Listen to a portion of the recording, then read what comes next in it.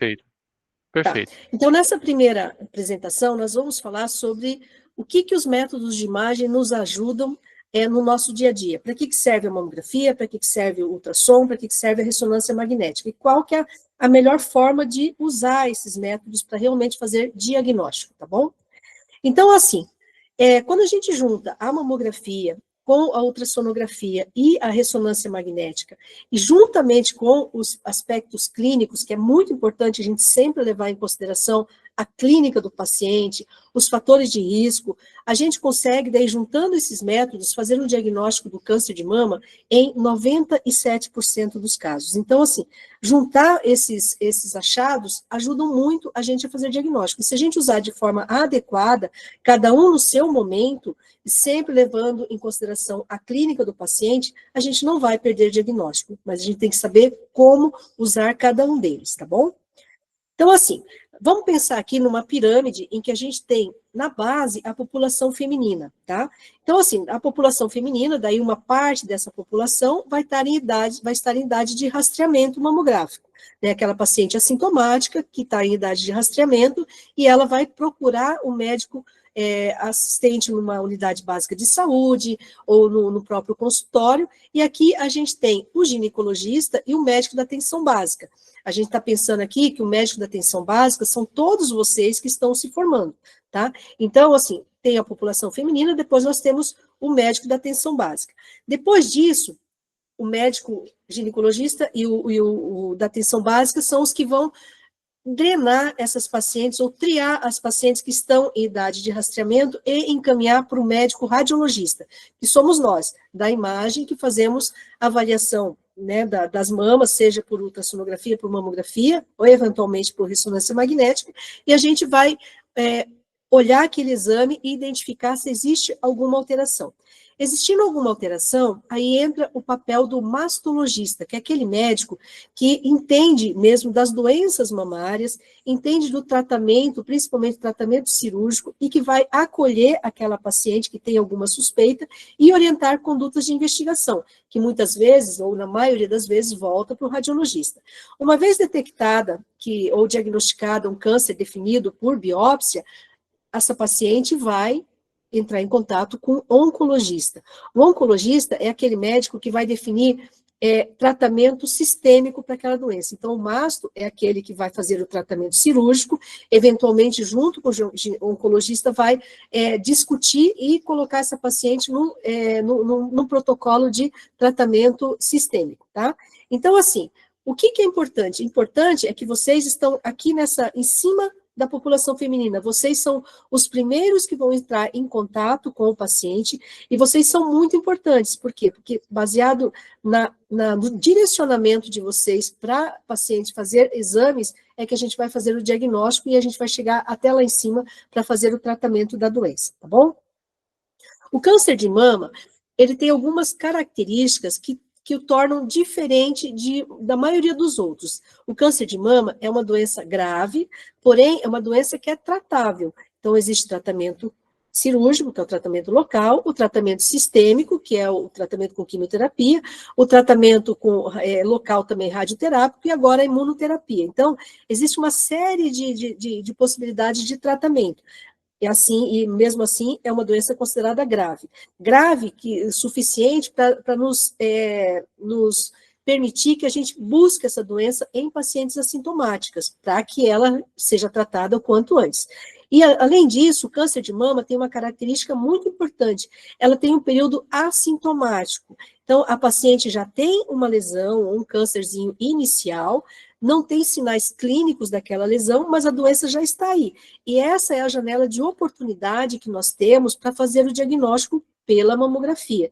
Então, tem esse período assintomático.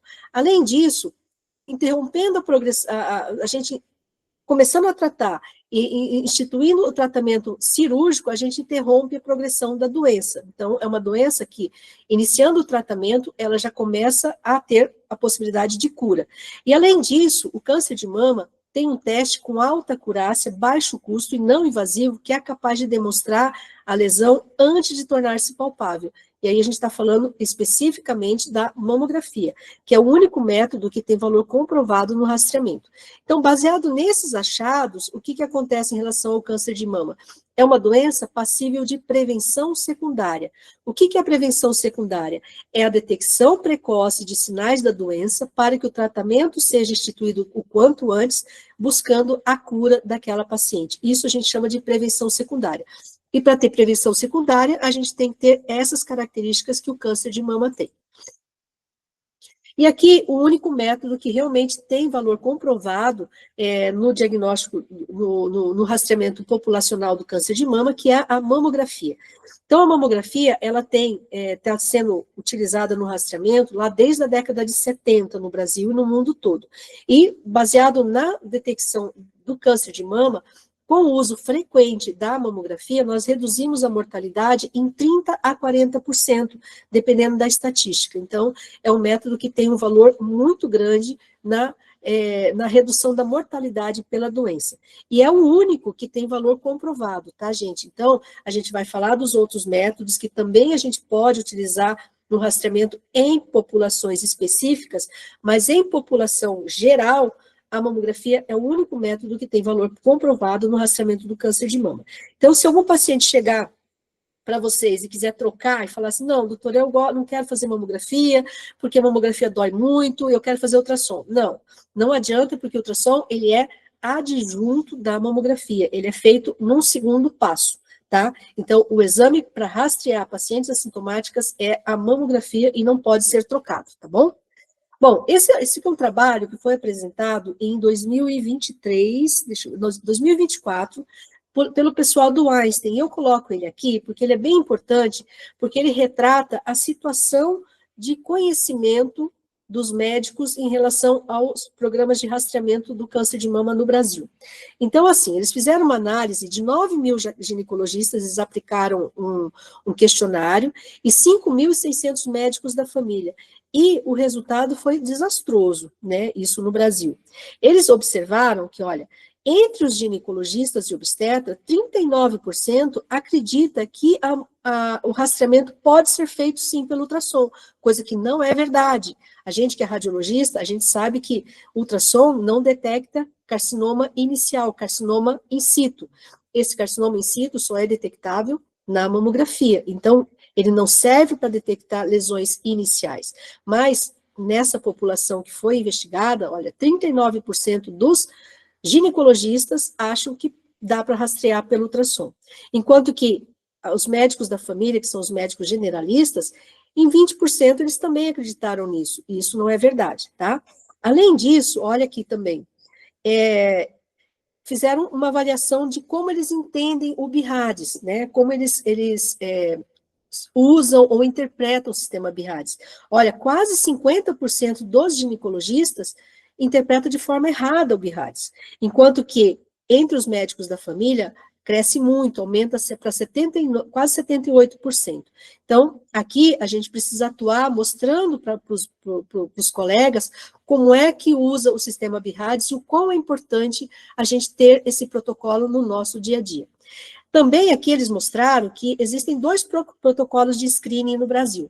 Existe o protocolo do Ministério da Saúde e existe um outro protocolo que é feito baseado na junção do Colégio Brasileiro de Radiologia com a Febrasgo e a Sociedade Brasileira de Mastologia, que é um pouco diferente do Ministério da Saúde. Então, eles têm diretrizes um pouco diferentes, mas os dois servem, né? Mas, olha, 23% dos ginecologistas não usa nenhum protocolo, usa aquilo que ele tem na cabeça, e isso não é bom. E aqui, olha, a maioria não, mas uma boa parte dos médicos da família usa o protocolo do Ministério da Saúde. Então, assim, existe muito para a gente trabalhar aqui em termos de ensino, em termos de proporcionar para vocês melhor aprendizado em relação a usar as ferramentas que nós temos para fazer o diagnóstico do câncer de mama, tá bom? Então, eu vou passar aqui para vocês o que diz para nós as diretrizes para a detecção do câncer de mama pelo INCA ou pelo Ministério da Saúde. É isso que vocês vão receber quando vocês estiverem na Unidade Básica de Saúde, porque é isso que é preconizado pelo Ministério da Saúde, tá bom? Pelo SUS. Então, lá, eles subdividem o que é detecção precoce e o que é rastreamento. Entende-se por detecção precoce a identificação ou abordagem de pessoas que já têm os sinais ou sintomas que sejam suspeitos de câncer de mama. Mesmo assim, eles chamam de detecção precoce. Então, é avaliar aquela paciente clinicamente e fatores de risco e observar sinais que podem estar relacionados ao câncer de mama. E encaminhar essas pacientes rapidamente para exames de diagnóstico e, se confirmar, fazer o início do tratamento. Mas aí nós temos aquele que eu considero mais importante, que é o rastreamento. O rastreamento, ele é feito em pacientes assintomáticas. Na detecção precoce, considera-se como precoce aquela que já tem sinais ou sintomas. Mas no rastreamento, nós estamos lidando com mulheres que não sentem nada, nenhuma alteração na sua mama. E essa paciente, ela vai ser rastreada pela mamografia. Então, a mamografia vai ser utilizada aqui em pacientes assintomáticas que estejam na faixa etária preconizada pelo Ministério da Saúde, tá bom? E o autoexame, a gente vai orientar, esqueceu, como que ficou isso? O autoexame, ele não tem uma orientação de periodicidade ou uma orientação técnica atual, tá? Antigamente, a gente falava bastante no autoexame, né, até fazia bastante propaganda sobre como fazer esse autoexame, sobre fazer mensalmente, após o período menstrual, quando a mama fica menos sensível e com menos túrgida também. Hoje, o que se orienta é que o exame de palpação seja feito pelo profissional de saúde, né? É claro que se você não tem mamografia fácil, né, não tem um acesso fácil às unidades básicas de saúde, o autoexame é melhor que nada. Então, vale a pena a gente ensinar os pacientes a se autoexaminarem e, diante de alguma alteração que seja considerada nova, essa pessoa tem que estar orientada de procurar, então, as unidades de saúde, tá bom? Detecção precoce. Quais são as diretrizes, o que se faz em relação à detecção precoce? Bom, o que eles fazem nas unidades básicas de saúde? Orientar e educar as mulheres que procuram as unidades básicas de saúde e treinar o profissional que está ali. Então, o que eles orientam, como eles educam essas mulheres? Ensinam que nódulo palpável em mulheres acima dos 50 anos tem que ser valorizado. Nódulo palpável em mulheres acima dos 30 anos que não desaparece após o ciclo menstrual também tem que ser valorizado. Isso quem tem que entender, tanto são as mulheres, quanto o médico que vai estar ali. Então, ele vai estar ali, vai receber aquela mulher jovem, de 30 anos, que tem um nódulo palpável, chegou ali com essa queixa, ele esperou mais um mês para que ela menstrue e, eventualmente, aquilo desapareça por considerar como sendo relacionado ao ciclo menstrual. Se não desaparecer, a gente tem que investigar. Nódulo com consistência endurecida em mulheres adultas de qualquer idade, temos que investigar. Descarga papilar sanguinolenta unilateral, nós vamos investigar também. Lesão eczematosa que não melhore com tratamento tópico convencional. Homens acima dos 50 anos com nódulo palpável, sempre tem que investigar. Hoje é muito frequente a gente ter a ginecomastia, né? Pelo uso de anabolizantes, né? De medicamentos que fazem, de hormônios, que fazem aumentar a massa muscular e tem como efeito colateral a ginecomastia. E a ginecomastia se manifesta como nódulo palpável. Mas em homens, principalmente acima dos 50 anos, não vamos pensar que pode ser ginecomastia e perder um câncer, porque o câncer também acomete os homens. Linfonodopatia axilar palpável, aumento progressivo da mama ou aquele aspecto em casca de laranja, retração da pele e mudança no formato do mamilo. Então, detecção precoce, a gente vai ensinar as mulheres a perceberem esses achados e o médico também como um alerta para a gente começar a investigação, tá? Já o rastreamento é nas mulheres assintomáticas. E elas podem ter ido na unidade básica de saúde por qualquer motivo. Elas podem ter ido ali fazer um tratamento de diabetes, por exemplo.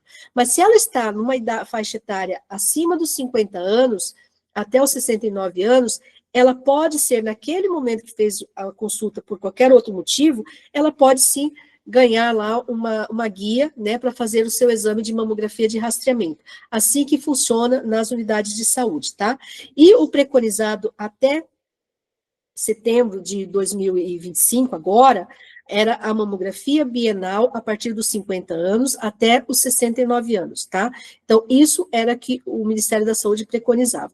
Mas essas diretrizes mudaram, né, pelo Ministério da Saúde, elas mudaram porque houve uma discussão muito grande, né, entre as sociedades que tratam e diagnosticam câncer de mama, que fizeram com que o Ministério fizesse umas novas diretrizes e incluísse o maior número de mulheres no rastreamento. Então, houve uma ampliação na faixa etária para o acesso à mamografia, que agora vai até os 74 anos, não mais até os 69. Isso aqui é bem importante vocês gravarem, porque isso eventualmente pode ser solicitado em prova, porque é uma coisa muito recente. Antes ia até os 69, hoje vai até os 74. E depois dos 75, o que a gente faz? Aí nós vamos avaliar clinicamente essa paciente, se ela tiver uma possibilidade de vida mesmo, de sobrevida, de maior do que 7 anos, ela vai continuar fazendo os exames de rastreamento. Além de outra mudança que aconteceu nas diretrizes do rastreamento foi a disponibilização da mamografia a partir dos 40 anos. Aí é que entra essa pessoa aqui, que é a Ana Furtado, que ela teve câncer de mama e ela abraçou a causa assim, de uma forma muito especial. Ela se colocou mostrando que abaixo dos 40 anos, abaixo dos 50 anos, as mulheres têm sim câncer de mama e representa mais ou menos 30% dos cânceres de mama. Então não é tão raro assim, pelo contrário, é uma parcela muito grande de pacientes que pode ter o câncer de mama e que estava fora do rastreamento mamográfico. Por conta disso, agora o SUS vai oferecer mamografia a partir dos 40 anos, tá bom? Só que sob demanda. O que significa isso? O médico que vai estar ali, ele não vai pedir obrigatoriamente para todas as mulheres acima dos 40 anos. Quem vai ter que pedir ou solicitar que se peça esse exame é a própria paciente, baseada na informação que ela tem a respeito da importância desse método, tá bom? Então, é sob demanda.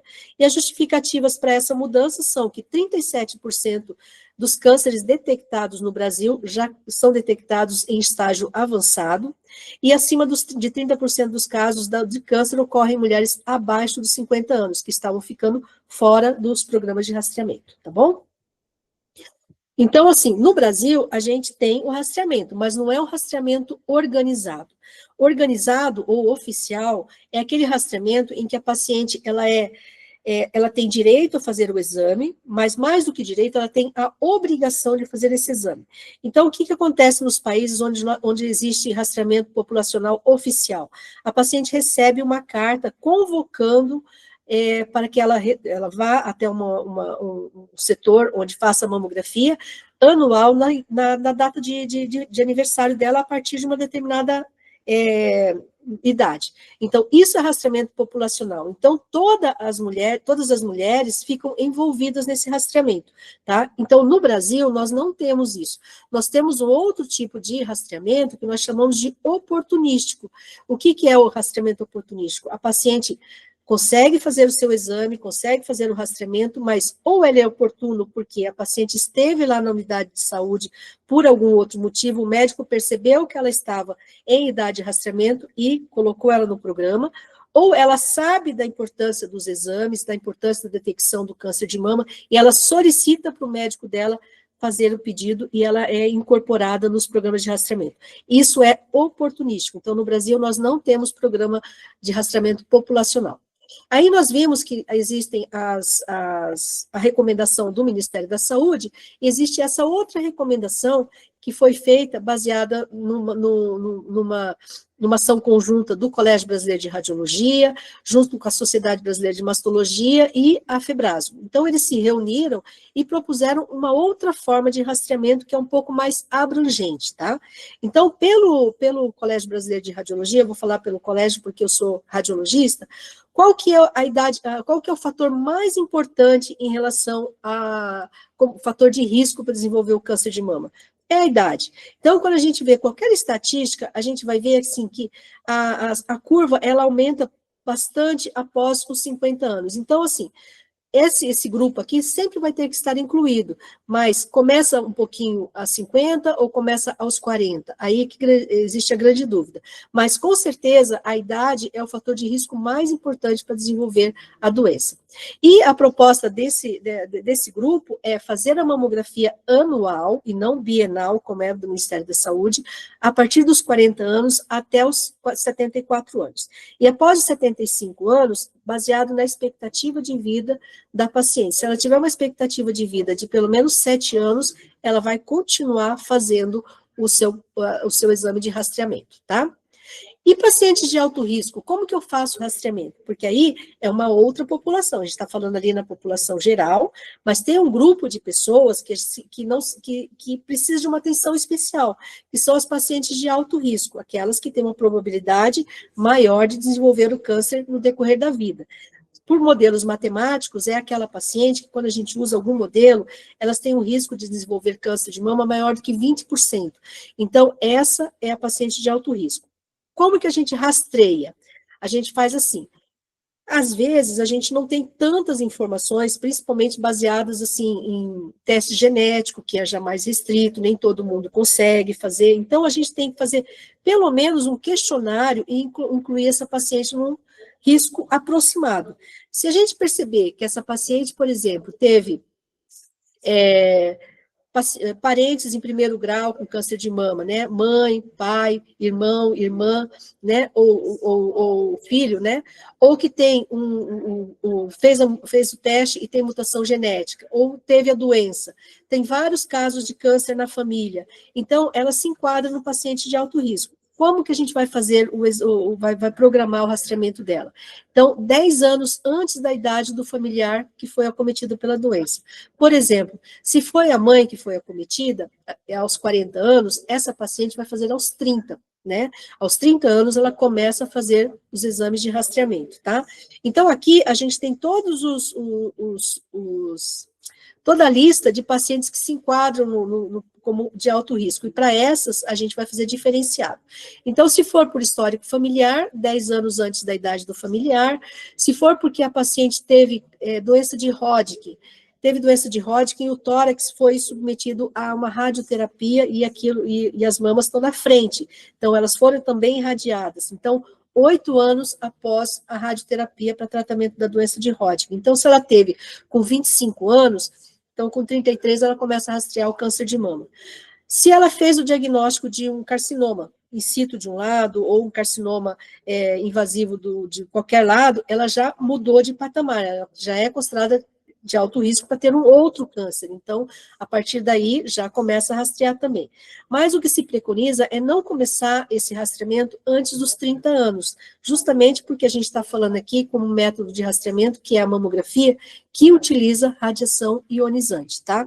E a periodicidade é anual, não adianta fazer semestral, a gente sabe que as pacientes ficam nervosas, ansiosas, querem tentar abreviar esse tempo, mas a gente precisa de tempo para a imagem mostrar para a gente que existe algo de errado. Então, e esse tempo é 1 ano, tá bom? Bom, então nós vamos falar aqui sobre a mamografia. A mamografia, não sei se vocês todos conhecem, mas muito pouco muda em termos de equipamento. Então, aqui tem um equipamento, um mamógrafo, né? Aqui é um mamógrafo digital. Hoje em dia, é muito difícil a gente se deparar ainda com mamógrafo analógico. Na grande maioria das vezes, a gente usa mamógrafo digital. Então, muda a marca, mas o aspecto é mais ou menos esse. E esse equipamento, não precisa dizer que a mamografia é um equipamento que utiliza radiação ionizante, né? Então, ele é equipado com, aqui fica o tubo de raio-x, que vai emitir o feixe de raio-x, e a paciente vai colocar a mama aqui, como está, com um compressor. Então, vai emitir o raio-x aqui, que vai imprimir os raios-x aqui, isso aqui vai ser digitalizado, né, vai ser transformado em imagem digital que vai passar para um monitor, tá? Então, isso é mais ou menos assim que acontece a aquisição da imagem mamográfica. Importante, gente, independente de ser um mamógrafo digital ou mamógrafo analógico, a gente sempre vai precisar desse recurso aqui, que é o compressor da mama. Então, nós vamos colocar a paciente ali, a mama da paciente, vamos comprimir com esse compressor acrílico. É desconfortável? É desconfortável, mas são 3 segundos só que a paciente fica ali presa naquele equipamento. E por que é importante a gente saber que sempre a gente vai fazer? Porque existe uma das lendas que alguns pacientes acham que porque é mamógrafo digital não vai comprimir. Vai sim, vai comprimir da mesma forma, porque a gente precisa dessa compressão. Por que eu preciso da compressão? Porque eu preciso espalhar o tecido mamário, né, porque ele fica todo juntinho ali, o tecido mamário, e eu preciso espalhar para tentar ver melhor se existe algo diferente entre o tecido glandular saudável e algo que possa representar um câncer. E eu só vou conseguir isso por espalhamento do tecido pela compressão. Além disso, quando a paciente está aqui comprimida, ela não se mexe. Então, evita que faça aquele artefato de movimento, que às vezes, se ela movimenta, fica como se estivesse embaçada a mamografia e, eventualmente, pode dar falso negativo. E aí, o outro motivo, que é o mais que convence as pacientes, é que quanto mais eu comprimo a mama, menor a espessura que fica do parênquima mamário, menor a dose de radiação. Então, se eu não comprimo nada, eu preciso de uma dose alta para atravessar o tecido que fica todo juntinho ali. Se eu comprimo e diminuo a espessura, eu vou reduzir a dose que eu preciso para ver essa mama. Então, se a paciente reclamar que não quer comprimir, não quer, não acha necessário, então tem que caminhar por esse lado. Dizer para ela que quanto mais a gente comprime, mais diminui a dose, que daí elas aceitam, tá bom? Então, esses são os motivos pelos quais a gente precisa desse compressor, tá? E aí, aqui, de novo, né, mostrando para vocês como que a gente adquire. Então, tem um tubo de raio-x, que vai emitir um feixe de raio-x aqui, a mama vai estar comprimida, né, pelo compressor, e aí esses feixes de raio-x vão sensibilizar aqui o detector, e o detector vai transformar essa sensibilização aqui em imagem digital que vai aparecer no monitor para a gente, tá? Então, aqui é a representação de uma mamografia. O que é importante a gente saber aqui, que eu acho que vocês precisam entender um pouquinho de mamografia, porque mesmo que vocês não sejam radiologistas, vocês vão receber a mamografia ou vão ter que olhar na mamografia nos portais que existem hoje, que quase tudo é disponibilizado em portal, né? Vocês vão ter que entender que, por exemplo, nós temos no tecido mamário, olha, temos tecido fibroglandular, então aqui é um tecido glandular, aqui são os ácidos, né, dentro de um lóbulo, aqui são os ductos, entremeados por tecido gorduroso, que são essas bolinhas mais clarinhas, né, e que esses ductos drenam para a papila. A gordura é essa região aqui que é mais escura. Por quê? Porque a gordura é um tecido mais mole, mais frouxo. Sendo ele mais frouxo, o feixe de raio-x passa mais fácil. Quando ele passa mais fácil, ele fica escuro, tá? É por isso que no raio-x de tórax a gente vê o pulmão escuro, porque é só ar que tem ali. Então passa muito rápido. Aqui não passa tão rápido quanto o ar tá aqui. A gente passa um pouquinho mais rápido, mais fácil do que o ar, e vai dar esse aspecto escuro.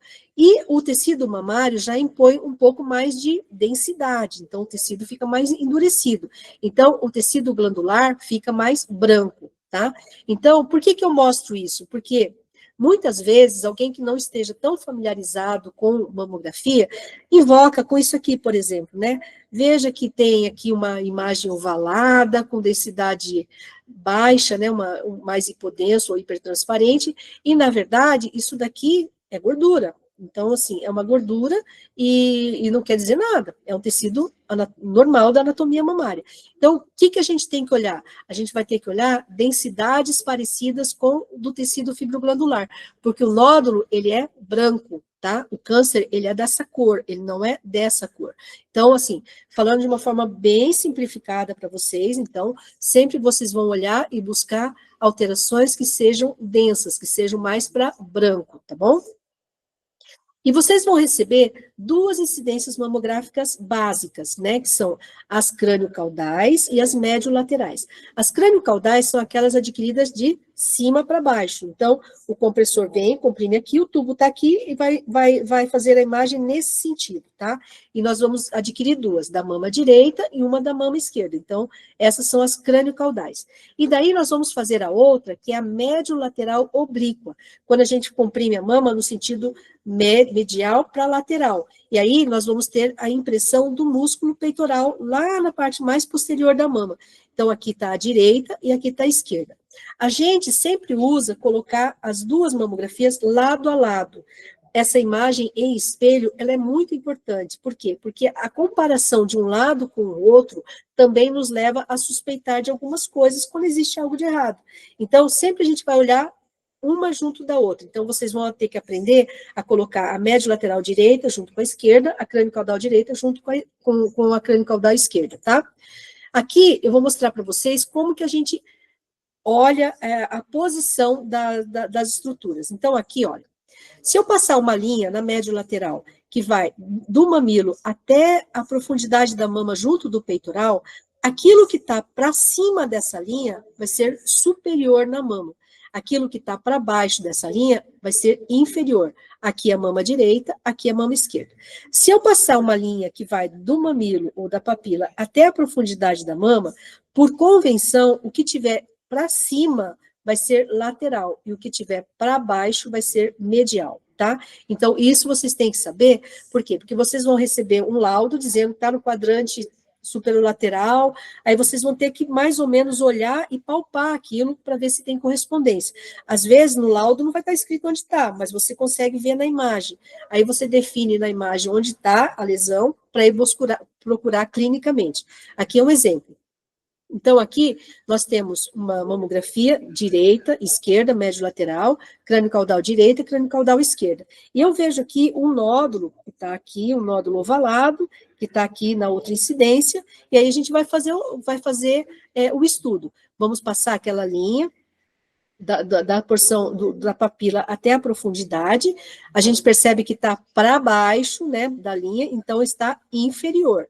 E a gente vai passar a linha aqui, a gente vai ver que está para baixo da linha, então está medial. Então, onde está localizado o nódulo? No quadrante ínfero-medial da mama direita.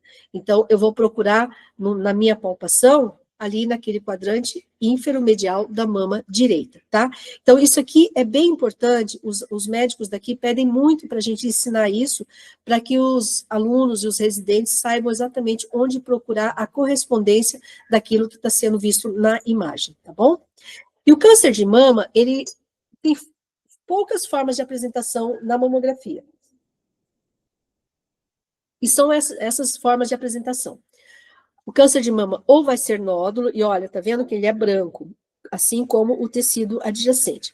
Vai ser nódulo, pode ser distorção, que é essa forma menos comum de apresentação, mas que mostra essas linhas que convergem para uma área central. Então, isso nós chamamos de distorção arquitetural. Pode também se manifestar como microcalcificações, né, que tem algumas características que chamam a atenção para a gente e está mais relacionado ao carcinoma in situ ou intraductal. E a assimetria, que eu falei para vocês ali, que a gente coloca uma do lado da outra, justamente para ver diferenças.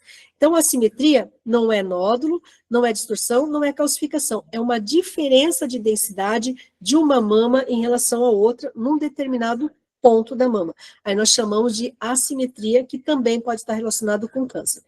Fora isso, tem as outras formas de apresentação do câncer de mama que são mais clínicas. É aquela do carcinoma inflamatório, que é aquela paciente que nem fez mamografia ainda, ou às vezes faz a mamografia, mas a mamografia fica inespecífica, fica dificultada, porque é aquela paciente que vem com a mama enorme, inchada, com aquele aspecto em casca de laranja, muito dolorosa, e que a gente vai estar fazendo o diagnóstico do carcinoma inflamatório.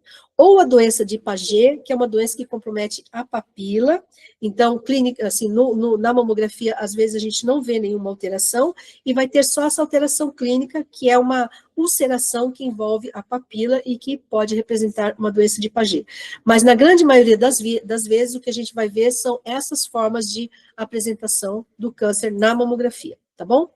E para ajudar a gente a definir conduta de investigação, utilizar critérios que chamem atenção para risco de malignidade, nós temos um protocolo do sistema BIHADS.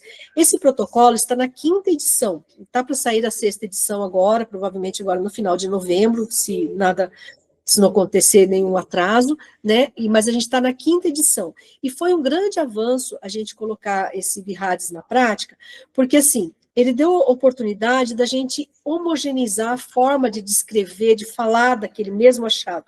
Porque antes, como a gente não tinha descritores, cada um falava do seu jeito, né? Então, assim, ia descrevia imagem nodular, densa, ou mais branca, margens irregulares, enfim, não existia um padrão.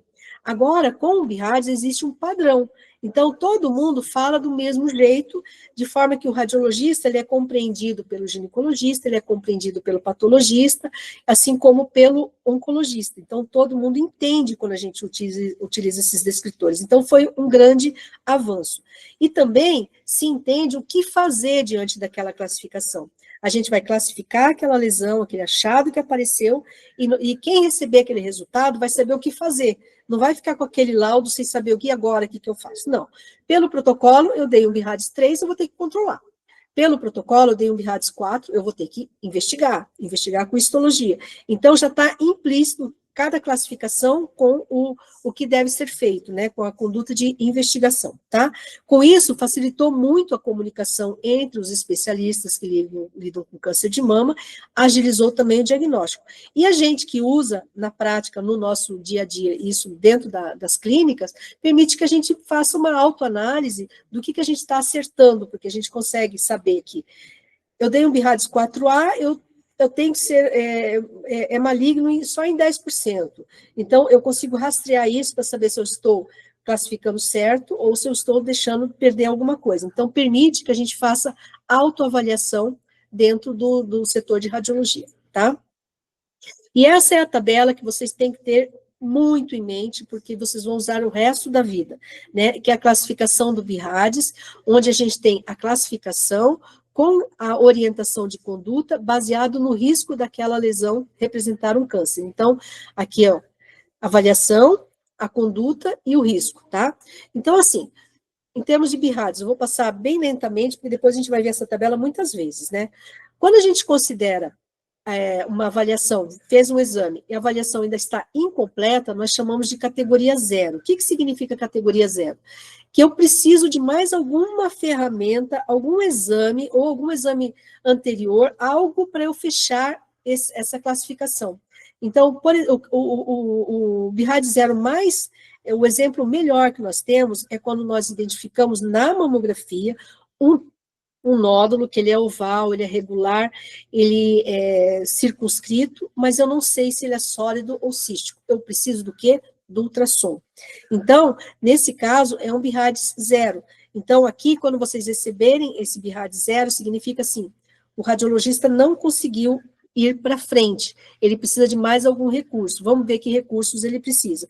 Porque, normalmente, quando a gente coloca categoria 0, a gente diz o que a gente precisa. Então, você vai receber categoria 0, preciso de ultrassom. Categoria 0, eu preciso do exame anterior para saber. Então, alguma coisa a gente vai pedir para completar esse exame. E enquanto a gente não tiver essa informação, a gente não consegue classificar de forma definitiva aquele exame, tá? Aí depois nós temos quando a classificação a avaliação já chegou até o final, nós não precisamos de outros recursos. Então, aqui a gente vai ter da categoria 1 até o 6. Na categoria 1, isso serve, gente, para mamografia, para ultrassom e para ressonância, tá? Então, na categoria 1, aquele exame é negativo. Eu fiz o exame, não encontrei nenhuma alteração, nem alteração benigna. Então, para essa paciente, o risco daquele exame ser positivo é 0. Tá? Então, o risco de câncer é 0, ela vai fazer exames na rotina. Na categoria 2, também o risco é 0, mas aqui eu encontrei alguma alteração tipicamente benigna, como linfonodo intramamário, eu encontrei a paciente está usando prótese mamária, ou ela tem umas calcificações esparsas, calcificações vasculares, são alterações que eu vejo, mas eu sei que são benignas, e não alteram o risco de câncer, tá? Agora, começa a ficar um pouquinho mais complicado quando a gente chega na categoria 3, que é a lesão provavelmente benigna. Então, eu vi alguma alteração naquele exame que eu preciso que seja acompanhada em 6 meses. Então, o risco aqui é menor do que 2%, mas por conta desse risco, que é menor do que 2%, eu tenho que, pelo menos, fazer o controle em 6 meses. Exemplo, eu identifiquei, por exemplo, no ultrassom, um nódulo bem circunscrito, oval, que parece um fibroadenoma, né, mas eu preciso ter certeza de que ele não vai crescer, não vai mudar no período de 6 meses, para a gente ter certeza que ele é um nódulo benigno mesmo. Então, esse é um exemplo, tá bom? Aí, nós vamos para a categoria 4 e 5. Aqui, a suspeita já é maior. Então, aqui eu não posso mais fazer controle, porque existe uma suspeita maior de ser um câncer e a gente não quer perder o câncer. Então, a variação aqui, olha, de 2 até 95%, tá? Mas, de qualquer forma, sempre que eu estiver diante de uma alteração que seja suspeita para câncer, eu tenho que fazer a biópsia e avaliação histológica daquela lesão, tá? E a categoria 4, como tem um leque muito grande de risco, eles subdividiram entre 4A, 4B e 4C. Então, assim, é baseado no risco daquela lesão ser maligna ou não. 4A é aquela lesão de baixa suspeita. Então, por exemplo, é uma lesão, umas calcificações pequenas, redondas, mas uma quantidade mais do que 5, agrupadas. Pode ser um carcinoma inicial? Pode. O risco é pequeno, mas varia, pode chegar a 10%. Aqui eu já tenho que biopsiar. O 4B é um risco moderado, de 10% a 50%. É aquele nódulo que nós identificamos, tem as margens microlobuladas, né, que não fecha para um fibroadenoma. Então, aqui o risco maior, eu também tenho que fazer a biópsia. O 4C já é um risco bem maior, já tem vários achados suspeitos para malignidade. E o 5 é aquele que praticamente você está dizendo que é um câncer. Mas mesmo assim, ele tem 5% de falso negativo. Existem alguns diagnósticos que pode simular malignidade e não ser, mas só 5%. Então, a gente tem uma chance aqui de 95% de ser maligno. O importante é, recebeu uma categoria 4 ou uma categoria 5, tem que biopsiar, né? Eu tenho que excluir malignidade. Já a categoria 6 é aquela em que o paciente já passou por essa fase de fazer exame aqui e de classificar. Em algum momento, ele já teve uma categoria 4 ou 5 e já foi biopsiado. Então, aqui o paciente já tem o diagnóstico de câncer, mas ele não operou ainda. E não operou, e voltou por quê, então, para fazer exame? Voltou, por exemplo, porque está fazendo uma quimioterapia neoadjuvante, que é aquela quimioterapia que faz antes do tratamento cirúrgico. E aí ela volta para nós, para a gente fazer uma avaliação da resposta àquele tratamento. Então, esse é o melhor exemplo que a gente tem de categoria 6. Mas importante, o tumor ainda está aí, não foi operado. Porque é muito comum os médicos errarem, às vezes já operou e eles continuam dando BIRAD 6. E não, para ser BIRAD 6, o paciente ainda não operou daquele tumor, tá bom? Aqui são exemplos na prática da gente. Então, assim, esse é o melhor exemplo que a gente tem do BIRAD 0. É aquela paciente que às vezes está sintomática, ela vem com esse nódulo, que aqui nesse caso é um nódulo grande, oval, mas ele é circunscrito, tá vendo como ele é bem regularzinho? E tem a densidade parecida com o do tecido adjacente, né, que nós identificamos nas duas incidências, está no quadrante superolateral da mama esquerda, mas e daí? Eu consigo dizer alguma coisa mais dessa lesão? Não. Pode ser que seja um cisto? Sim. Pode ser que seja um nódulo sólido? Sim. Pode ser que seja um sólido benigno ou um sólido maligno. Então, existem várias possibilidades aí que eu preciso esclarecer. Só que eu não vou conseguir esclarecer isso pela mamografia. Eu preciso de um outro método. Qual que é o outro método? A ultrassonografia. Então, esse é o BIRAD 0, mas eu vou dizer no laudo que eu preciso para classificar adequadamente. E aqui, olha, eu preciso do ultrassom. E no ultrassom, essa mesma imagem, olha, pode ser isso aqui, pode ser um cisto, que é um nódulo oval, anecoico, né, com líquido dentro, que na mamografia aparece dessa forma. Pode ser um nódulo que é provavelmente benigno, que é um fibroadenoma, que ele é oval, circunscrito, mas ele é sólido, tem um reforço acústico posterior, e aqui ele se apresenta também dessa forma, e é um nódulo provavelmente benigno. Mas pode ser que ele seja um nódulo assim, mais para redondo, aqui microlobulado, e pode ser que essa parte que eu não esteja vendo seja esse aspecto microlobulado, e aqui seria um nódulo suspeito de malignidade. Ou esse daqui, que é um nódulo que tem área cística, que é a área líquida, e área sólida, que também, se a gente fosse fazer a mamografia, seria dessa forma. Então, eu não consigo avançar o diagnóstico na mamografia. Então, o BIRADS é 0, eu preciso do ultrassom. Se eu fizer o ultrassom e eu identifiquei que é um cisto, eu vou dar a classificação BIRADS 2. Se eu identifiquei que é um nódulo de aspecto provavelmente benigno como esse, eu vou dar BIRADS 3 e sugerir o controle. Se eu achei que ele é esse redondo aqui, mais microlobulado, o BIRADS vai ser 4 ou 5. Se eu achei que ele é sólido cístico, como esse aqui, vai ser um BIRADS 4 ou 5, e nesses casos eu tenho que fazer a biópsia. Mas eu preciso do ultrassom, tá bom? Aqui é um outro caso, numa outra paciente, né? Aqui a gente percebe já que tem uma retração discreta da papila, um espessamento, e o que chama atenção é esse nódulo aqui que está localizado na região mais central da mama. Aqui está a papila, se eu passar a linha vai estar no meio, se eu passar a linha aqui vai estar no meio. Então, na região central da mama. Só que aqui eu já tenho algumas características que fogem daquele aspecto anterior. Então, aqui o nódulo não é redondo nem oval, ele é irregular, é quase um triângulo, né? Tem uma densidade até mais alta do que do tecido adjacente, do tecido glandular, e esse aspecto espiculado. Então, aqui ele tem várias características suspeitas de malignidade. Nesse caso, gente, eu não preciso do ultrassom. Por quê? Porque se isto não faz isso, a única coisa que faz esse aspecto de espiculado, denso, irregular, é o câncer. Então, aqui eu já estou diante de um BIRADS 4 ou 5. Aqui eu não preciso de ultrassom, eu tenho que ir direto para a biópsia, tá bom? Aqui é um BIRADS 5. Aqui são outras características de tumor, né, para vocês, quando chegar até vocês mesmos terem uma noção do que é um nódulo irregular, um nódulo, uma representação de um câncer na mamografia. Por menor que seja, o que chama atenção aqui? Nódulo com uma densidade maior do que o tecido adjacente, então aqui está o tecido fibroglandular, ele é mais branco do que o resto, isso, o câncer pode ser assim, ou costuma ser assim. Formato irregular, aquele outro, a gente era bem redondinho, esse daqui, olha, o formato que a gente vê bem irregular, e essas espículas periféricas. Então, aqui, sinais de malignidade. Esse outro também, alta densidade, formato irregular, margens aqui, ó, tem umas espiculações aqui, fora isso tem, às vezes, aspecto mais microlobulado e tem microcalcificações associadas, então também altamente suspeito.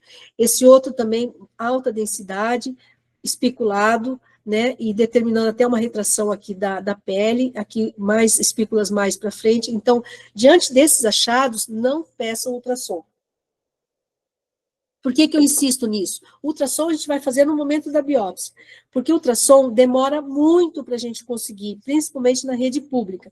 Então, se eu tenho um sinal de malignidade, já peça direto a biópsia, não fique esperando para fazer ultrassom, porque tempo, nesses casos, é muito importante, tá bom?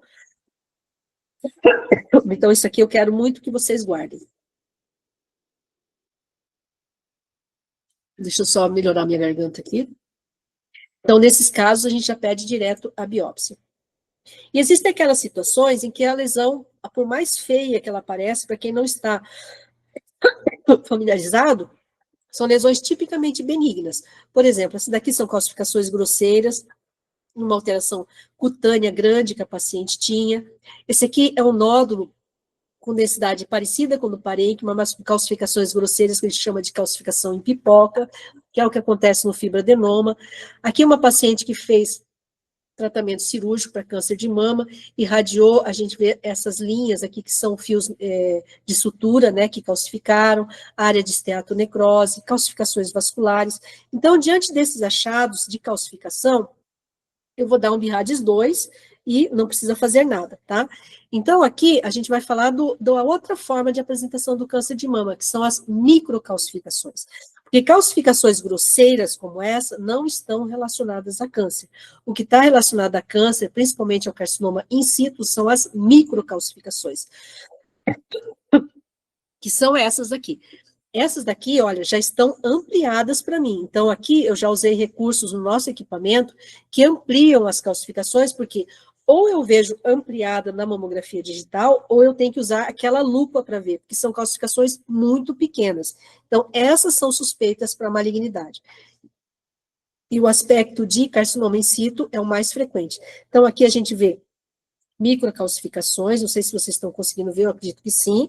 Microcalcificações aqui com baixa densidade, formando um trajeto aqui, um trajeto de ducto mamário. Aqui os outros agrupamentos mais um pouquinho mais distante desse outro, e que são suspeitos para malignidade. Aqui um outro caso, em que a paciente tem o aspecto de nódulo aqui, mas eu coloquei essas micro para vocês verem como que elas podem ser muito heterogêneas e formando esses trajetos, que são linhas que estão dentro dos ductos mamários. Então, são calcificações altamente suspeitas para malignidade. Importante, são microcalcificações e não macro. Então, a gente não pode ficar valorizando essas alterações que a gente vê sem lupa, que a gente vê de longe. O importante são as microcalcificações que a gente precisa de recurso de zoom ou de lupa para a gente identificar, tá bom? E o que nós, radiologistas, olhamos nessas calcificações para dizer para vocês, olha, essas tem que biopsiar, essas não tem que biopsiar. A gente vai olhar a morfologia dessas microcalcificações. Se elas são puntiformes, são aqueles pontinhos mesmo, redondinhos. Se elas são muito pequenininhas, que a gente não consegue nem ver forma delas, a gente chama de amorfas. Se elas são heterogêneas, um pouquinho mais grosseiras, de maior densidade. Se elas são fininhas, como essas daqui que a gente vê, essas são pleomórficas finas. Ou se elas são lineares, formando linhas mesmo, e que também estão relacionadas com malignidade. Além disso, nós vamos olhar a distribuição, que pode ser difusa na mama inteira, pode ser regional, pode ser agrupada, ductal, segmentar. Quando que nós vamos considerar como suspeitas? Principalmente se elas forem pleomórficas finas, ou seja, pequenininhas, mas muito heterogêneas. Quando a gente olha de perto, a gente vai ver um Vzinho, um Xzinho, um Y, uma linha, um ponto, bem heterogênea. Essa a gente chama de pleomórficas finas. Ou lineares finas, que são lineares mesmo, bem fininhas, que estejam caminhando dentro de um ducto. E também a gente vai olhar a distribuição, se forem pleomórficas finas agrupadas, ou distribuição que eu percebo que tem um ducto ali, ou segmento que pega um segmento inteiro da mama, aí a gente vai chamar a atenção para malignidade e nós vamos pedir a biópsia, tá bom? Isso é o nosso papel como radiologista. O de vocês é ter um senso crítico de observar que tem calcificações ali, eventualmente não foram relatadas, será que essas daqui não valeria a pena a gente olhar melhor e conversar com o radiologista sobre cada um dos exames, tá? Então, aqui, olha, para vocês entenderem como é a nossa dificuldade de fazer esse diagnóstico. Essa é uma paciente, olha, que nós já olhamos a mamografia convencional dela, identificamos que tinha umas microcalcificações bem pequenininhas aqui, já ampliamos, porque isso aqui já é o recurso de ampliação óptica que a gente usa, e ainda assim, com dificuldade de ver. Olhando mais de perto, olha, são calcificações muito pequenininhas. E aqui não tem mais do que 3 milímetros de extensão dessas calcificações. Mas elas são heterogêneas, estão agrupadas, a gente considera como suspeitas. Desculpa, essa daqui não. Essas daqui a gente considera como provavelmente benigna, que elas são mais redondas, mas muito difíceis de ver. Quando a gente considera como categoria 3, a gente sugere aquele controle. Se houver algum aumento de quantidade no próximo exame em 6 meses, aí a gente vai para 4A e aí a gente faz a biópsia, tá? Já essas daqui, a gente vê, aqui também já está bem ampliado, tá? Então, isso aqui é bem pequeno. Quando a gente olha mais de perto, a gente vê aquilo que eu falei, ó, uma é uma linha, a outra é redonda, a outra mais linha também, aqui tem um Y, então elas chamam de calcificações pleomórficas agrupadas, então essas sim, a gente vai chamar de suspeitas e vai dar um BIRADS 4, precisa da biópsia para fazer diagnóstico, tá? Sempre que a gente falar em BIRADS 4 ou 5, a gente vai ter que fazer a biópsia, não dá para controlar, tá bom? Aqui uma outra um outro agrupamento de calcificações, também umas calcificações muito heterogêneas. Quando a gente olha mais de perto, a gente vê elas, assim, de morfologias variadas, né? Aqui está mais agrupadas, aqui está mais agrupadas, mas aqui dá a impressão de formar uma linha, que seria um ducto. Então, aqui tem várias formas de apresentação dessas calcificações. Também calcificação suspeitas, categoria 4, que são lineares finas e ramificadas, essas daqui, né? Tem áreas de agrupamento e tem áreas de extensão ductal. Então, o BIRADS 4, nesse caso, a gente também tem que fazer a biópsia, tá? E a outra forma de apresentação do câncer, que é um pouco menos frequente, é a distorção arquitetural. A distorção arquitetural, ela é muito difícil da gente identificar na mamografia. Por quê? É uma área de linhas bem fininhas, que convergem para uma determinada área. Isso que chama de distorção arquitetural. Então, aqui é uma mamografia que tem essa área aqui, que eu não diria nada se eu não fizesse esse procedimento que chama tomossíntese, que é um procedimento, assim, um desdobramento da mamografia digital, que a gente faz em cortes. Isso daí já é uma tecnologia ultra avançada, que nem todo lugar tem. Mas ela, por conta da tomossíntese, aumentou bastante o diagnóstico desse tipo de lesão que antes a gente não via na mamografia convencional. Então, isso aqui é uma distorção arquitetural, é difícil de ver, mas uma vez que a gente identificou, é biópsia. Por quê? Porque o diagnóstico aqui, são 2 diagnósticos que a gente tem. Ou é um carcinoma, ou é uma cicatriz radiada, que é um tipo de lesão que é um marcador de risco. Sendo um ou sendo outro, a paciente vai ter que tratar. Então, difícil de detectar, mas uma vez detectado, é um BIRADS 4, tem que ir para biópsia também, tá bom? Aí a gente vai falar um pouquinho do outro método que temos, né, que é a ultrassonografia mamária. A ultrassonografia mamária, ela é, assim, o equipamento pode variar de acordo com a marca, né, com o nível de desenvolvimento tecnológico de cada um, tá? Mas o que é importante a gente saber? Que como a gente vai avaliar um órgão externo da mama, a mama é externa, nós vamos precisar desse transdutor aqui, que é um transdutor linear. Então, ele é aquele transdutor retinho. Esse transdutor tem que ter uma frequência que, acima de 10 MHz. Por quê? Quanto maior a frequência do transdutor que eu vou usar no meu equipamento de ultrassom, mais superficial eu vou ver. Então, assim, em termos de física do ultrassom, quando eu vou olhar um abdômen, eu tenho que ver uma espessura grande do abdômen, assim, para alcançar até lá atrás, ver rins, ver o pâncreas, então eu preciso de uma espessura grande. Como eu preciso de uma espessura grande, eu vou ter que usar uma frequência menor, de mais ou menos 5 MHz. Quando eu quero ver mais para fora, né, que a mama está por fora, eu vou precisar, não vou querer que aprofunda muito, senão vai lá para dentro do tórax. Eu vou querer ver a superfície. Então, o transdutor tem que ser de uma frequência maior, em torno de 12 MHz. E a gente usa o transdutor linear, que é aquele que a gente vai vendo mesmo em camadas, né, linearmente a mama. O grande problema do ultrassom é que ele é método operador e equipamento dependente. Então, eu tenho que ter um equipamento minimamente adequado para que eu possa fazer diagnóstico. Não dá para fazer com aqueles equipamentos antigos, que você não consegue ter uma definição boa do tecido mamário. Então, eu preciso de um equipamento bom.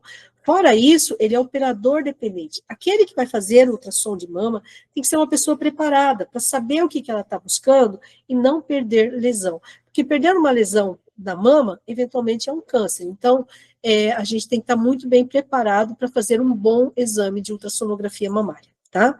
Para que serve a ultrassonografia? Já existem vários trabalhos, guidelines, mostrando para que serve, quando ele é melhor, quando que ele é pior do que a mamografia, tá? Então, assim, considera-se sempre que o principal método auxiliar da mamografia, tá? Então, isso aqui é o que se diz em relação à ultrassonografia mamária. E já tem algumas aplicações bem estabelecidas na literatura. Por exemplo, avaliação de lesões circunscritas visualizadas na mamografia, que é aquele BIRAD 0. Então, é o método adicional mais importante, é o que vou usar quando eu ver um nódulo circunscrito na mamografia, vou precisar do ultrassom. Essa é uma aplicação muito importante, que é aquela que vai definir se ele é cisto, se ele é sólido, se ele for sólido, se ele é um sólido benigno ou suspeito. Avaliação de nódulo ou massa palpável. Então, se eu tenho uma paciente que venha, de qualquer faixa etária, que ela vem com uma queixa de nódulo palpável, o primeiro exame que eu vou pedir é a ultrassonografia, independente da faixa etária. Por quê? Porque quando tiver a faixa etária acima dos 40 anos, eu posso pedir também a mamografia, mas eu vou pedir sempre a ultrassonografia. Porque na ultrassonografia, eu não tenho restrição quanto à densidade mamária, porque a gente sabe que quanto mais densa a mama, mais difícil fazer o diagnóstico na mamografia. Aqui eu não tenho essa dificuldade, porque o ultrassom, ele vê independente da densidade. A outra vantagem do ultrassom, nesses casos, é que eu posso colocar aquele transdutor que eu mostrei para vocês, onde eu quiser. Então, eu posso colocar em cima da onde a pessoa está dizendo que tem um nódulo palpável. Então, dificilmente eu vou ter um falso negativo em uma paciente com nódulo palpável pelo ultrassom. Tá? Então, o ultrassom vai ser o método mais resolutivo nessas situações.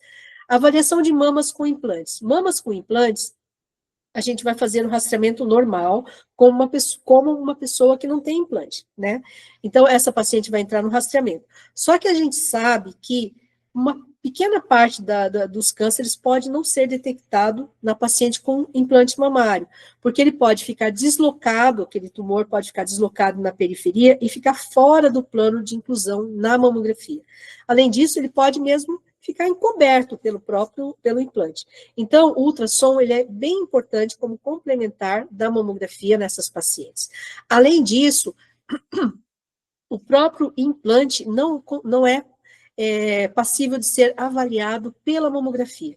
Então, na mamografia, quando o paciente tem prótese, a gente vai olhar a prótese, vai ver o contorno, mas se tiver ruptura lá dentro, a gente não vê na mamografia. Enquanto que o ultrassom, ele vê se tem ruptura intracapsular, se tem ruptura extracapsular, vai ver se existe rotação do implante, coisa que na mamografia nós não vemos. Então, um método complementar da mamografia nessas pacientes. Além disso, o ultrassom é o método que melhor ajuda a gente nos procedimentos diagnósticos. Então, vou mostrar, depois vai ter uma outra aula sobre procedimentos, eu vou mostrar para vocês que, assim, definiu que aquela lesão precisa de biópsia, tá? Nós vamos fazer como? Nós vamos fazer pelo ultrassom ou pela mamografia? Aí existem as formas, como que a gente vai decidir se vai por um ou vai pelo outro. Mas a grande maioria das vezes, e a regra é essa, se eu tenho uma lesão suspeita, que precisa de biópsia, e eu vejo na mamografia, e eu vejo no ultrassom, o ultrassom é melhor. Por quê? Porque eu consigo acompanhar a posição da agulha entrando naquela lesão em tempo real. Então, diminui as possibilidades de complicação, e o meu alvo é mais certeiro. Também eu vou conseguir chegar na agulha, com a agulha onde eu quero. Então, direcionamento de procedimento diagnóstico, o ultrassom, ele tem vantagens em relação à mamografia. E aqui, gente, quando que a gente usa a ultrassonografia como método isolado? No rastreamento de câncer de mama em mamas densas. Isolado não, como complementar. Tá? Então, naquelas pacientes que fizeram a mamografia, estão em idade de rastreamento e têm a mama densa, o rastreamento com ultrassom também ele é importante e pode detectar entre 3 e 4 cânceres que não são visíveis na mamografia. Então, nessas pacientes, a gente faz o rastreamento pela ultrassonografia, mas é um rastreamento secundário, tá? E aqui, de novo, tanto pelo ultrassom, quanto pela mamografia, quanto pela ressonância, a mesma tabela que a gente apresentou do BIRADS. Então, eu identificando uma lesão na ultrassonografia, eu vou classificar também de categoria de 1 a 6, se o exame estiver completo, e categoria 0, se eu precisar de alguma informação ou exame complementar. Importante que a categoria 3, eu vou acompanhar em 6 meses, categoria 4 ou 5, eu preciso da biópsia, tá? Independente de ser 4A, 4B ou 4C, sempre vai para a biópsia. E aqui, de novo, aquele mesmo caso do BIRAD 0, tá? Então, o BIRAD 0 é um nódulo ovalado, circunscrito, isodenso, não tem nenhuma característica de malignidade e pode ser todas essas possibilidades. Então, essa é a principal atribuição ou contribuição do ultrassom na avaliação complementar da mamografia, tá? Mas só que aí aqui, como falei, então, se eu identificar que é um cisto, vai para a categoria 2, um nódulo que parece um fibroadenoma, categoria 3, categoria 4 ou 5, se for um nódulo circunscrito, mas ele tem margens microlobuladas, pode ser um câncer circunscrito, ou um nódulo complexo sólido cístico, então categoria 4 ou 5 vai para a biópsia, tá? Esse aqui é um outro achado, numa outra paciente, que a gente fez a mamografia, identificou um nódulo com alta densidade, margens microlobuladas, aqui eu não preciso de ultrassom. Então, o BIRAD 0 aqui não é. Então, aqui já é um BIRAD 5. Insisto novamente nisso, porque eu vejo no meu dia a dia que muita gente erra nisso daí. Isso também cai em prova.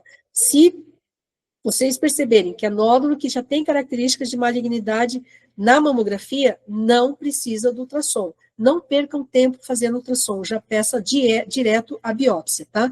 Eu não sei se vocês têm ideia, porque sul e norte são diferentes, eu acredito, até em termos populacionais, em termos de atendimento pelo SUS, mas aqui, a média que leva de um paciente para fazer ultrassonografia mamária é 8 meses.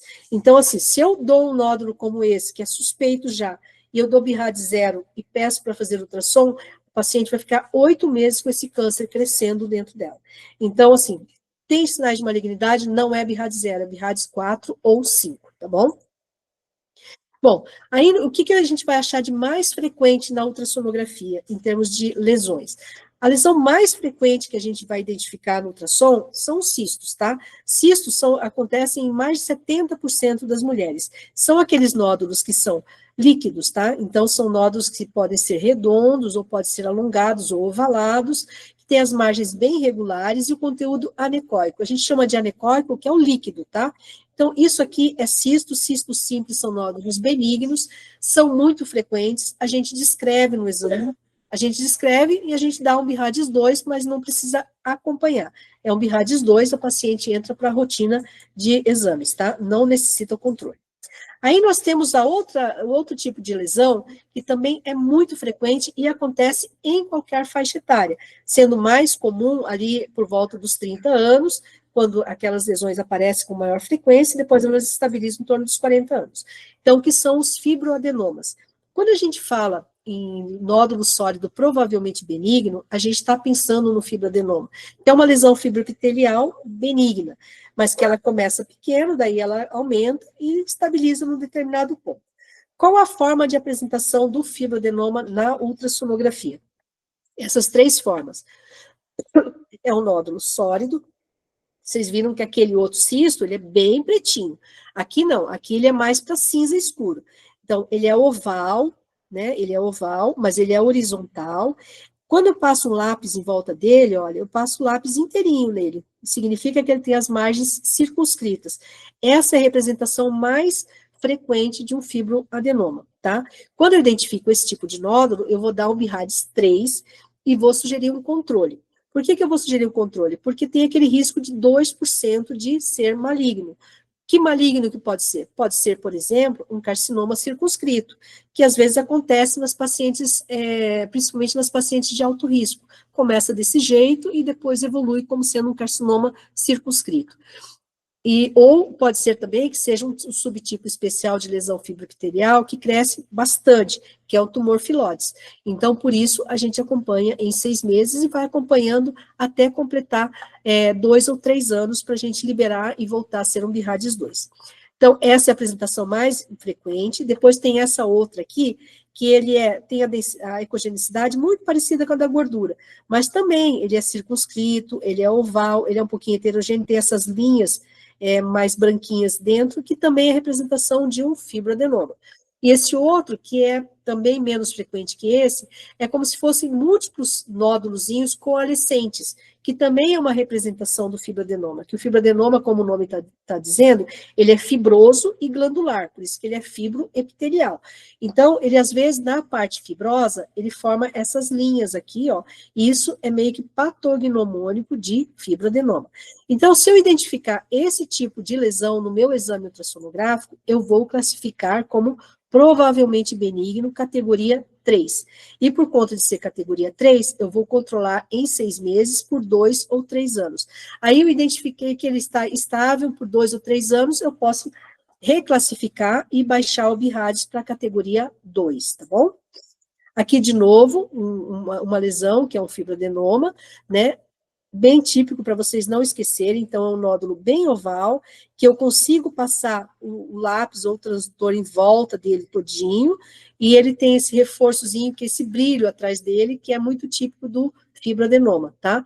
Então, aqui a gente faz o controle em 6 meses por 2 ou 3 anos. Agora, olha a diferença daquele para esses daqui. Então, esse aqui até parece um pouco oval, né? Mas eu não consigo passar o lápis aqui nessa parte. Por quê? Porque essa parte tem uma infiltração, né?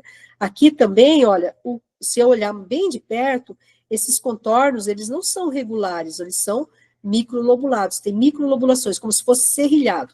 Fora isso, olha, tem esses pontinhos mais brancos dentro, que são calcificações. Calcificação, microcalcificação dentro de nódulo é sinal de malignidade. Então, aqui, eu não posso dizer que isso é um fibroadenoma, isso aqui é um nódulo suspeito. Esse outro também. Olha, formato bem irregular, o nódulo vem até aqui. Irregular, heterogêneo, com microcalcificação. Aqui, de jeito nenhum que eu consigo ver margem, né, desse nódulo. A gente vê que aqui não dá para ver margem, aqui também. Por quê? Porque não existe um plano de clivagem entre o nódulo e o tecido adjacente, porque aqui está infiltrando. Então, isso é um nódulo maligno também, com calcificação. Esse outro, ele mal a gente vê o nódulo, né? Então, a gente vê tudo irregular. E ele tem um sinal aqui, que é um sinal bem importante, que é uma sombra que fica atrás dele, né? Que a gente chama de sombra acústica posterior. Essa sombra acústica posterior também é um sinal de malignidade. Trouxe esses casos aqui para vocês verem que é bem diferente desse, né? Esse a gente tem que estar bem na cabeça da gente o que é um nódulo benigno. Fugiu desse aspecto, já não dá mais para a gente chamar de benigno, eu tenho que classificar na categoria 4 ou 5 e tenho que fazer a biópsia, tá? Então, isso aqui que é o que vocês têm que saber, né, que nesses casos a gente vai classificar como categoria 4 ou 5 e a biópsia está indicada. Outra coisa que vocês precisam saber, isso é mais vinculado ao ultrassom, é a localização. Assim como eu mostrei para vocês que vocês têm que aprender a localizar no ultrassom, na mamografia, para vocês procurarem na parte clínica, na palpação, aqui também vocês têm que entender como que a gente descreve a posição de uma lesão na ultrassonografia. A gente usa a lateralidade, quer dizer, direita ou esquerda, e o quadrante. O quadrante a gente divide assim. Então, aqui está a papila, essa é a mama direita. A gente divide e nós vamos chamar aquilo que está perto da axila de quadrante superolateral, o que está perto do externo superomedial, aí inferomedial que está abaixo da papila e está perto do externo, inferolateral que está abaixo da papila, do lado da axila. Então, esses são os quadrantes. E fora isso, quando a gente descreve um nódulo no ultrassom, a gente usa uma técnica que é a técnica do relógio, tá? Então, a gente faz um reloginho aqui na mama direita, né? 12 horas, 6 horas, 3 horas e 9 horas. A gente vai definir para vocês onde está aquela lesão. Por exemplo, aqui essa paciente tem esse nódulo que está localizado às 11 horas, a 6 centímetros da papila. Você vai falar, ai meu Deus, o que é isso, né? Aí você vai lembrar daquele reloginho e vai colocar, ó, 11 horas vai estar aqui, ó, aqui está 10, aqui está 11, 6 horas, 6 centímetros de distância da papila. Então, você vai palpar nessa região. Isso é bem importante vocês saberem para aprenderem a interpretar aquilo que a gente coloca em termos de ultrassonografia. Então, vai aprender o mostrador de relógio, tá? Então, depois vocês olhem de novo essa técnica aqui, porque isso aqui vocês vão usar, vão ter que usar muito, tá bom? Então, aqui de novo, né? Olha, 12 horas, 6, 3 e 9, aqui muda um pouquinho, 9 e 3, então, essa imagem vocês têm que ter bastante em mente para vocês procurarem adequadamente a lesão, tá? Então, aqui, ó, por exemplo, na mama direita, 8 horas e 5 centímetros, onde que tá? Aqui tá 6 e aqui tá 9, então 8 deve estar aqui, 5 centímetros da papila, tá aqui, né? Aí uma outra na mama esquerda, eu tenho às 11 horas e 3 centímetros da papila. Bom, aqui está 12, aqui está 9, deve estar por aqui, 3 centímetros, um pouquinho para cá. Aí está ali a lesão. Então, dessa forma que vocês vão procurar a lesão conforme a gente descreve no nosso laudo, tá bom? Aqui, de novo, uma paciente com um nódulo suspeito na mama direita, 10 horas a 4 centímetros da papila. 10 horas vai estar aonde? Vai estar aonde? Aqui, tá? 10 horas a 4 centímetros da papila. E aí nós vamos falar pelo último método, que é a ressonância magnética das mamas. Parece, assim, que é o método melhor que existe, o melhor dos mundos, mas não. Tem as suas aplicações bem específicas. E a gente, quando médico, a gente tem que aprender a começar sempre pelo mais simples, até chegar no mais desenvolvido, no método mais rebuscado, para a gente para fazer o diagnóstico de uma forma mais correta, tá? Então, a ressonância tem algumas aplicações bem estabelecidas, mas não serve para tudo, tá bom? E a ressonância, em relação aos outros métodos, ela tem um diferencial. É um método que não é só anatômico, ele é um método também funcional. E ele é funcional porque a gente usa o contraste paramagnético. E esse contraste, ele é captado, né, ou ele envolve uma lesão maligna baseado na angiogênese tumoral. Então, isso daqui é importante. Então, assim, enquanto que nos outros métodos a gente se baseia na morfologia das lesões, aqui a gente vai basear, sim, na morfologia, mas também nessa forma, nessa avidez que o câncer tem de captar o contraste que nós injetamos no endovenoso, tá? Então, é mais ou menos assim, ó. Quando uma lesão está começando a crescer, né, um tumor, o tumor desenvolve fatores angiogênicos que promovem o crescimento dos vasos, né, aqueles vasos pré-existentes, mas também ocorre outros vasos também começam a se formar, por quê? Porque eles precisam de nutrição. Então, esses vasos nutridores, eles crescem, aumentam, e aí eles promovem uma passagem mais rápida do contraste para dentro daquele tumor. O contraste é o mesmo efeito do sangue, né? Então, assim, aquelas lesões que são mais malignas, elas têm uma avidez maior pelo sangue. Então, eles vão captar de forma mais rápida. E como nós injetamos o contraste, aquilo que é maligno, ele vai captar também de uma forma mais rápida, e isso vai oferecer para a gente a possibilidade de ver essa lesão na ressonância magnética, tá? Mas apesar de ter essa característica, também não é 100%. Tem algumas lesões que, mesmo benignas, elas também têm essa avidez. Então, ela pode ter essa avidez tanto nas benignas quanto nas malignas, daí a gente tem que observar também a morfologia das lesões, tá? Mas aqui é o que a gente vê na ressonância magnética. Olha como a imagem é bonita, né? Então, olha, aqui a gente vê que tem dois tumores, né? Então, aqui nós temos um nódulo bastante irregular, espiculado também, como a gente vê lá na mamografia e no ultrassom. Então, a morfologia aqui é uma morfologia suspeita, né? E aqui tem um outro nódulo, que esse aqui é um nódulo mais para benigno, tá? Mas o que chama atenção, olha como que aumentou o calibre dos vasos, porque esses vasos não são neoformados, já são pré-existentes, mas eles estão com calibre aumentado para nutrir essa lesão grande que tem aqui, tá? Fora isso, a gente consegue ver muito bem linfonodos aqui nas regiões axilares, na região axilar direita, que são linfonodos já comprometidos por infiltração secundária, tá? Então, essa é uma ressonância, uma incidência, uma sequência que foi feita após o contraste no sagital. E a mama contralateral, aqui a gente vê uma outra lesão, que é uma lesão que a gente chama de realce não nodular, que nesse caso era uma lesão in situ, na mesma paciente, ela tinha essa lesão de alto grau aqui na mama direita, e na mama esquerda nós identificamos essa área aqui, que era uma lesão não nodular, e que era um carcinoma in situ. Então, a ressonância, ela é muito importante nesses casos de pacientes que têm lesões já com diagnóstico, para avaliação do acometimento dessa mama, da própria mama que já tem diagnóstico, mas também para visualizar a mama contralateral, principalmente em pacientes que têm as mamas densas, quando a mamografia já é deficiente, tá? Então, aqui, linfonodos comprometidos, uma lesão altamente suspeita aqui na mama direita e uma lesão suspeita de carcinoma in situ na mama esquerda, tá? Aqui vista numa outra posição, né, aquela lesão grande, né, no plano axial, mostrando esse vaso bem espesso aqui, né, para fazer a nutrição desse tumor, aqui linfonodo comprometido, e aqui aquela lesão in situ que a gente viu na outra, no plano sagital. Então, para que serve a ressonância magnética? Bom, inicialmente a ressonância começou a ser utilizada apenas para avaliação dos implantes mamários. Então, antes, quando a gente não tinha protocolos ainda, não tinha a contribuição importante do contraste, a gente fazia a ressonância para avaliação dos implantes mamários. Então, assim, para avaliação dos implantes, não se discute. A ressonância é o método que melhor demonstra complicações dos implantes, principalmente as rupturas. Então, assim, é muito parecido com o ultrassom em termos de sensibilidade e especificidade. Só que o que acontece é que o ultrassom é operador dependente.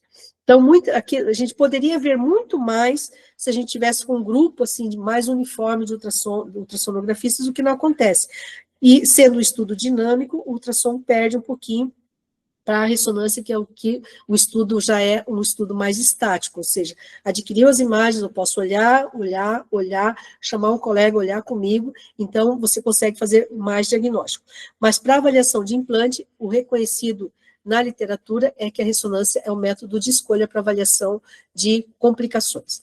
Mas falando em glândula mamária, que é o foco da gente, a ressonância tem suas aplicações bem estabelecidas. Quando a gente vai olhar toda a literatura, o rastreamento do câncer mamário em pacientes de alto risco é a contribuição mais importante da ressonância, tá?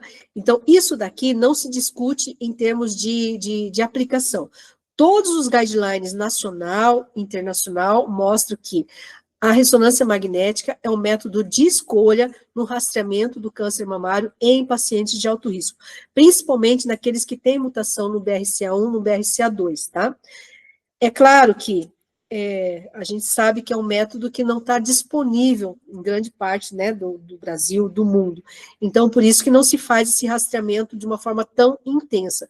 Mas, em termos de pesquisa, é um método de escolha para avaliação, para rastrear esses pacientes. E a gente detecta muito. Lesões muito pequenas aparecem nesses pacientes, coisas que demoraria anos para aparecer na mamografia, tá? Então, aqui a primeira aplicação. Outra aplicação, avaliação da extensão tumoral, que é exatamente o que a gente viu aqui. A gente vai ver, o paciente tem uma lesão suspeita ou uma lesão que já foi biopsiada e é um câncer, eu preciso ver melhor o quanto que essa lesão compromete a mama. Então, é aquele exame que vou definir de uma forma muito exata o tamanho da lesão, a relação da lesão com a parede torácica, com a pele, com a papila. Vamos verificar se existe outras lesões na própria mama ou na mama contralateral, que também deva ser investigada. Então, avaliação da extensão tumoral é uma aplicação também muito importante. Controle pós-tratamento. Então, hoje se faz muito QT neoadjuvante, quimioterapia neoadjuvante. Então, aquela quimioterapia que a paciente é elegível para fazer antes do tratamento cirúrgico, para reduzir o tamanho da lesão e modificar até o tipo de cirurgia. Se é uma lesão grande que pode ir para mastectomia, eventualmente ela reduz e pode ir para cirurgia mais conservadora. E também que permite que a gente faça uma avaliação em vivo de como é a resposta àquele tratamento. Então, o paciente já faz o tratamento quimioterápico, já se percebe se vai responder ou não, para já fazer a mudança eventual de tratamento, caso ela não responda. Então, no controle pós-tratamento, também é um método de escolha. A gente consegue avaliar bem direitinho o quanto que houve de resposta, se respondeu de uma forma muito acentuada e a lesão eventualmente sumiu, ou se ocorreu uma resposta parcial, não houve resposta e eventualmente tem até evolução da doença que a gente consegue perceber pela ressonância, tá? Avaliação, controle pós-tratamento, se existe recorrência após o tratamento, pacientes que operaram e ficaram com margens comprometidas também para a gente avaliar lesão residual. Outra importante aplicação, pesquisa de câncer oculto, é aquela mulher que chega com linfonodomegalia axilar, faz a punção aspirativa e vem diagnóstico de câncer, mas a gente não acha esse câncer nem na mamografia, nem na ultrassonografia.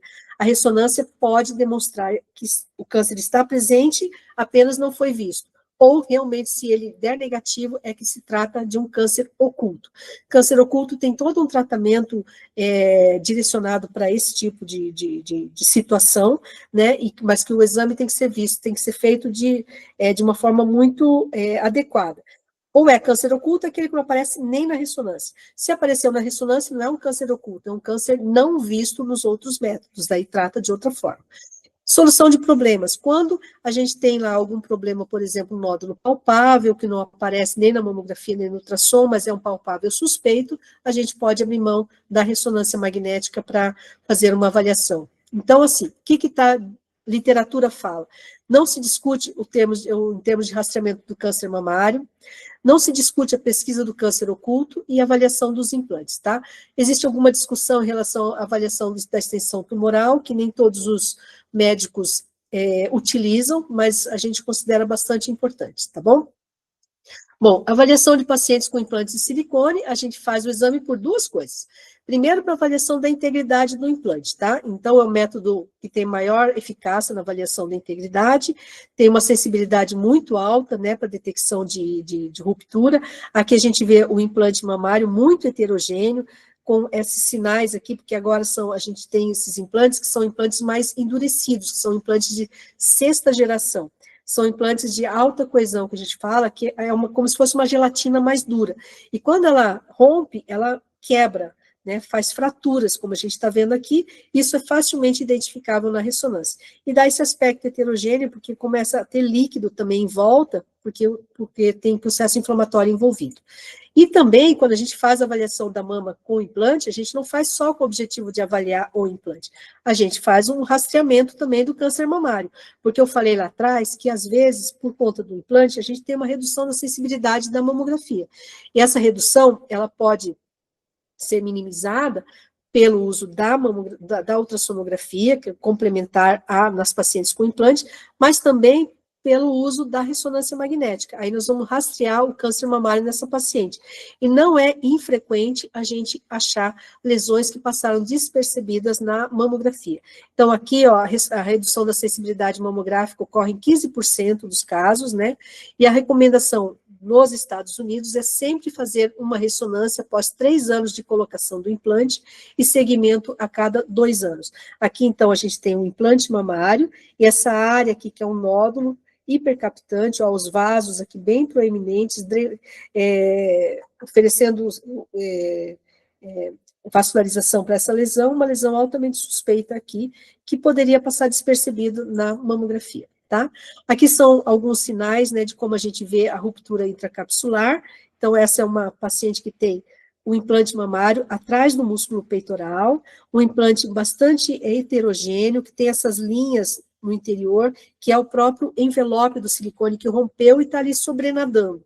Tá? Esse é o sinal de linguine, que a gente chama. Então, aqui a gente vê esse sinal de linguine, que é um sinal típico de ruptura intracapsular. E, além disso, a gente vê já um material aqui subindo atrás do músculo peitoral, que é um material com sinal mais ou menos parecido, que aqui ele fica diluído na água, então, mas ele é mais ou menos parecido com o do silicone. Então, aqui é o silicone que está subindo, tem um extravasamento, então uma ruptura extracapsular também, tá? E aqui a aplicação mais importante, né, que é a aplicação em pacientes com alto risco, então, o rastreamento. Porque numa paciente que tem alto risco, na maioria das vezes são pacientes mais jovens que precisam de rastreamento.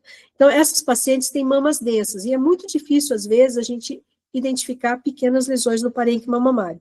Então, essa paciente, ela tinha mama densa, e ela fez essa ressonância magnética que mostrou para mim que tinha aqui uma distorção arquitetural. E nessa distorção, a gente identificou um pequeno nódulo que estava puxando esse subcutâneo aqui, com uma curva dinâmica do tipo 3, que é uma curva suspeita de malignidade. Então, aqui foi dado um BIRADS 4 e a gente estava diante de um carcinoma que não era visível na mamografia. Aqui é a mamografia dela. Mesmo a gente sabendo, porque eu fui em cima pela ressonância, fiz lá umas compressões em cima, a gente não conseguia ver a lesão numa paciente com mama densa. Eu achei aquele mesmo nódulo, baseado na ressonância, e a gente fez a biópsia pela ultrassonografia, e o diagnóstico foi de um carcinoma invasivo. Essa é uma outra paciente, naquela outra situação que eu disse para vocês, de carcinoma oculto. É uma paciente que chegou no hospital, com dor lombar, e quando eles fizeram a ressonância para avaliar essa dor lombar, eles identificaram múltiplas lesões osteolíticas na coluna, né, nos corpos vertebrais. E aí pensaram em primeira possibilidade de ser lesões metastáticas. E quando a gente vê em mulher lesões metastáticas na coluna, o primeiro caso que a gente vai lembrar é o câncer de mama. Então, essa paciente, ela fez a ressonância do tórax, aqui mostrando bem em arcos costais, múltiplos arcos costais comprometidos, então captando o contraste, e aqui também, aqui na região do externo, múltiplas áreas de realce pelo contraste no externo. Então, isso aqui são lesões secundárias, e aí a gente foi procurar na ressonância magnética a lesão principal. E a lesão principal, gente, era essa coisinha aqui, tá? Era um nódulozinho bem pequeno, irregular, localizado na profundidade da mama, né? Mas assim, de aspecto irregular, que a gente achou na ultrassonografia, fizemos a biópsia e era um carcinoma pequeno, mas que já provocou metástase para externo e para arcos costais. Essa é uma outra aplicação também, que é a aplicação no controle ou na avaliação de resposta a quetenel adjuvante. Paciente jovem, 32 anos, que tinha uma mama pequena e um nódulo altamente suspeito, aqui um nódulo irregular, espiculado, captante de contraste, uma curva do tipo 2, né? E que a gente fez a biópsia e era um carcinoma ductal invasor. Essa paciente era elegível para fazer a quetenel, então ela começou a quetenel adjuvante e depois voltou para a gente para fazer a avaliação pós-tratamento. E no pós-tratamento, nós identificamos que ainda existia a área de realce pelo contraste, né, naquela mesma localização, quer dizer, a lesão não sumiu totalmente, então era uma resposta parcial ao tratamento, né, então aqui ainda tinha tumor que não respondeu ao tratamento, tá? De novo, gente, muito importante vocês entenderem essa tabela, porque tudo aquilo que nós identificarmos na ressonância magnética, nós vamos classificar dessa forma. Então, se a gente achar nódulos que tenham características de benignidade, nós vamos dar a categoria 3 e nós vamos sugerir o acompanhamento em 6 meses pela ressonância, ou se for algum nódulo maior, a gente vai sugerir que pode ser pelo ultrassom também. Mas a gente vai ter que fazer esse acompanhamento por 2 ou 3 anos. Se for categoria 4 ou 5, nós vamos sugerir a biópsia, né? E a biópsia sempre a gente vai tentar fazer pela ultrassonografia. Então, aqui, por exemplo, deixa eu voltar um pouquinho. Nesse caso, por exemplo, nós identificamos esse nódulo. A gente sempre vai tentar buscar esse nódulo na ultrassonografia para ter acesso para a biópsia, tá? Eventualmente, se a gente não achar, nem na mamografia, nem no ultrassom, aí a gente vai ter que fazer a biópsia a vácuo pela ressonância magnética. Então, a gente entra com a agulhinha aqui e vai buscar aquela lesão e vai fazer a coleta do material. Mas esse procedimento, ele é muito mais caro e mais dificultoso de fazer. Então, sempre a gente vai buscar pelo método mais simples. A gente vai procurar no ultrassom e vai fazer a biópsia orientada por ultrassonografia, tá bom? Então, gente, a primeira parte é essa. Espero que vocês tenham aproveitado. Agora vocês vão tomar um cafezinho.